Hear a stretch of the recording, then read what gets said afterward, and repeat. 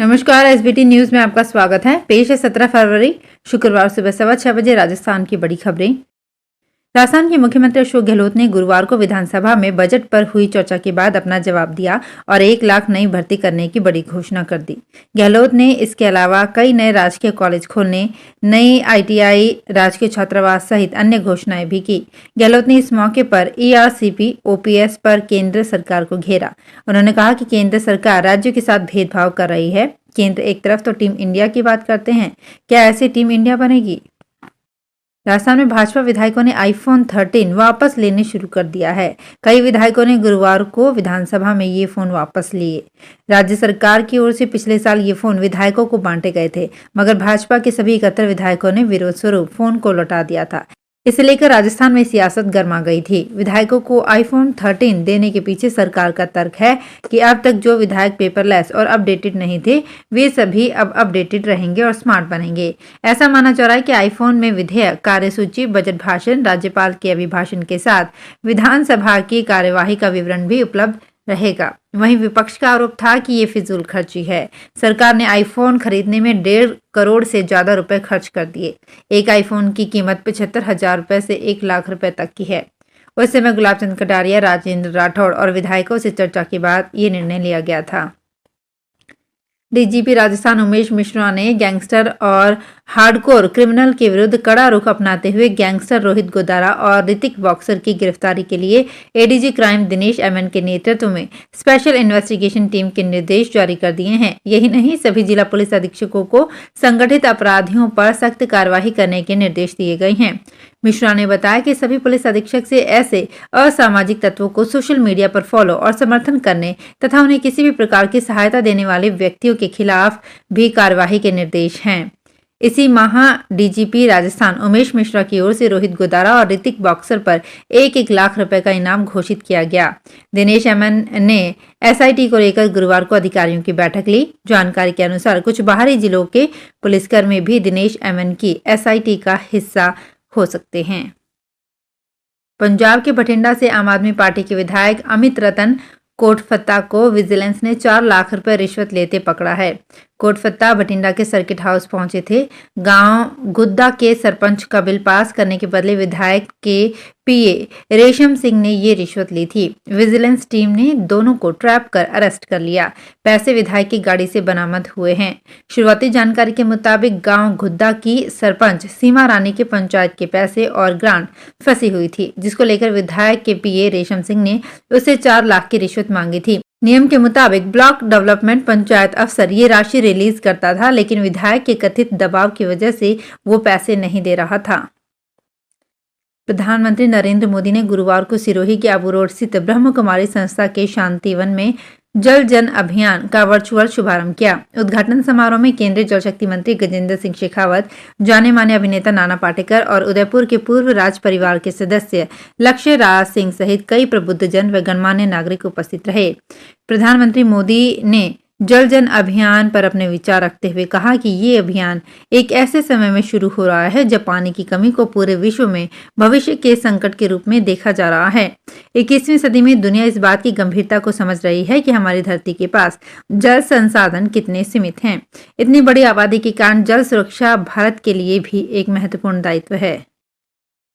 राजस्थान के विधि एवं विधिक कार्य मंत्री शांति धारीवाल ने गुरुवार को विधानसभा में कहा कि कैबिनेट सब कमेटी की अनुशंसा पर राज्य में वर्तमान में प्रचलित कानूनों की समीक्षा तथा इनके सरलीकरण के लिए विशिष्ट शासन सचिव विधि की अध्यक्षता में 3 सदस्यीय समिति का गठन किया गया था। इस समिति ने 650 विद्यमान कानूनों की समीक्षा के बाद 296 रिपील किए जा सकने वाले कानूनों की पहचान की। इनमें से 133 कानूनों को निरसित करने की प्रशासनिक स्वीकृति मिल चुकी है। गुजरात के सुरेंद्रनगर जिला कोर्ट ने भाजपा विधायक हार्दिक पटेल के खिलाफ गिरफ्तारी वारंट जारी किया है। कोर्ट ने 2017 के एक मामले में उनके पेश नहीं होने पर यह कार्रवाई की है। मीडिया रिपोर्ट्स के मुताबिक उन पर आरोप है कि 2017 में उन्होंने राज्य विधानसभा चुनाव से पहले एक गांव में सरकारी आदेश का उल्लंघन किया था। राजस्थान के संसदीय कार्य मंत्री शांति धारीवाल ने गुरुवार को विधानसभा में कहा कि आत्मरक्षा के लिए हथियार लाइसेंस जारी करने के आवेदन को स्वीकृत अथवा निरस्त करने का अधिकार जिला कलेक्टर को होता है। उन्होंने बताया कि पुलिस अधीक्षक, सीआईडी, तहसीलदार और वन विभाग से रिपोर्ट प्राप्त होने के उपरांत जिला कलेक्टर की ओर से लाइसेंस जारी करने के संबंध में निर्णय किया जाता है। जिला कलेक्टर को रिपोर्ट पेश करने का समय 30 दिन निर्धारित किया गया है। इससे पहले संसदीय कार्य मंत्री ने विधायक नारायण बेनीवाल के मूल प्रश्न के लिखित जवाब में कहा कि जिला नागौर में विगत 2 वर्षों में कुल 66 आवेदन आत्मरक्षा के लिए हथियार लाइसेंस के प्राप्त हुए हैं। 66 आवेदनों में से किसी भी आवेदक को लाइसेंस जारी नहीं किया गया है तथा इन आवेदनों में से एक आवेदन निरस्त किया गया है। जोधपुर में शिवरात्रि पर निकलने वाली शिव बारात के लिए विश्व हिंदू परिषद को प्रशासन ने अनुमति नहीं देने पर हाईकोर्ट ने commissioner, deputy commissioner law and order व जिला कलेक्टर को नोटिस जारी कर तलब किया है। विश्व हिंदू परिषद की ओर से अधिवक्ता विपुल सिंघवी ने याचिका दायर की थी। उसमें बताया गया कि विश्व हिंदू परिषद महाशिवरात्रि पर शहर में सरदारपुरा के सत्संग भवन तक विराट शिव बारात निकालता है। इस बार भी शिव बारात निकालने के लिए पुलिस व जिला प्रशासन द्वारा मौखिक इनकार करने व अनुमति नहीं देने से नाराज होकर विश्व हिंदू परिषद द्वारा राजस्थान उच्च न्यायालय के समक्ष विविध रीट याचिका सुरेश आयानी के माध्यम से पेश की, जिसकी आज सुनवाई हुई। चित्तौड़गढ़ एसपी राजन दुष्यंत ने बताया कि डीएसटी प्रभारी भवानी सिंह राजावत मैं टीम बोजुंदा पुलिया हाईवे रोड पर नाकाबंदी कर रहे थे। इस दौरान गाड़ियों की चेकिंग भी की जा रही थी। निम्बा हेड़ा की तरफ से एक कार आते हुए दिखाई दी, जिसे पुलिस ने रोककर पूछताछ की। इस पर कार में बैठे 3 लोग पुलिस से बहसबाजी करने लगे। सूचना पर सदर थाना पुलिस भी मौके पर पहुंची। पुलिस को कार की तलाशी में उसकी पीछे वाली सीट के नीचे एक प्लास्टिक का कट्टा रखा हुआ मिला। खोलकर देखा तो उसमें रुपए थे। गिनती करने पर 26,10,000 रुपए मिले। धौलपुर में महात्मा गांधी राष्ट्रीय रोजगार गारंटी योजना की समीक्षा बैठक का आयोजन जिला कलेक्टर अनिल कुमार अग्रवाल की अध्यक्षता में किया गया। बैठक में जिला कलेक्टर ने मनरेगा के अंतर्गत चल रहे कार्यों का नियमित निरीक्षण करने के निर्देश दिए। उन्होंने कहा कि योजना के अंतर्गत जिन श्रमिकों को 100 दिन का रोजगार नहीं मिला है, उन्हें रोजगार उपलब्ध करवाया जाए। राजस्थान लोक सेवा आयोग की ओर से एसआई भर्ती 2021 के तीसरे चरण के साक्षात्कार में शामिल होने वाले अभ्यर्थियों के साक्षात्कार पत्र जारी किए गए हैं। साक्षात्कार का तीसरा चरण 20 फरवरी से शुरू होगा। अभ्यर्थी आयोग की वेबसाइट पर उपलब्ध लिंक पर अपना रोल नंबर और जन्म दिनांक अपलोड कर साक्षात पत्र प्राप्त कर सकते हैं। आयोग 20 फरवरी से 3 मार्च तक साक्षात्कार आयोजित करेगा। इस चरण में 500 साक्षात्कार का आयोजन किया जाएगा। राजस्थान में राजस्व रिकॉर्ड में चौरागाह भूमि के रूप में दर्ज भूमि में किस्म का परिवर्तन हुए बिना पट्टे जारी नहीं किए जा सकते हैं। स्वायत्त शासन मंत्री शांति धारीवाल ने गुरुवार को विधानसभा में एक सवाल के जवाब में ये घोषणा की। धारीवाल ने प्रश्नकाल के दौरान अपने जवाब में कहा कि नगर परिषद प्रतापगढ़ में स्थित बगवास कच्ची बस्ती में चौरागाह भूमि पर पट्टों के आवेदन वर्तमान में लंबित हैं, क्योंकि नियमानुसार इस भूमि पर पट्टे जारी नहीं कर सकते हैं।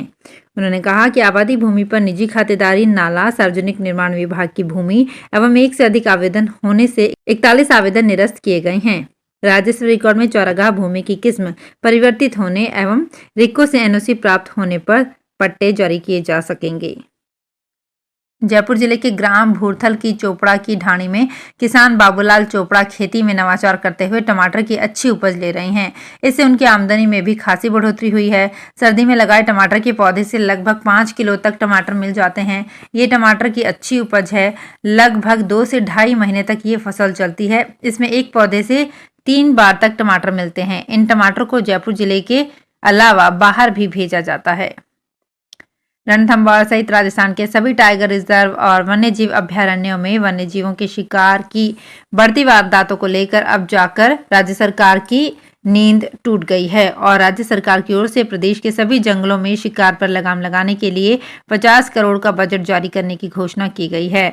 गौरतलब है कि रणथंभौर सहित प्रदेश के सभी टाइगर रिजर्व और अभयारण्यों में शिकार व शिकारियों की बढ़ती घुसपैठ की वारदातों को लेकर वन विभाग और राज्य सरकार पर लगातार सवाल खड़े हो रहे थे। हालांकि अब तक मुख्यमंत्री की ओर से इस बात की पुष्टि नहीं की गई है कि एंटी पोचिंग के लिए प्रदेश के किसी टाइगर रिजर्व या अभयारण्य को कितना बजट जारी किया जाएगा। तो फिलहाल इस बुलेटिन में इतना ही। फिर हाजिर होंगे कुछ और बड़ी खबरों के साथ।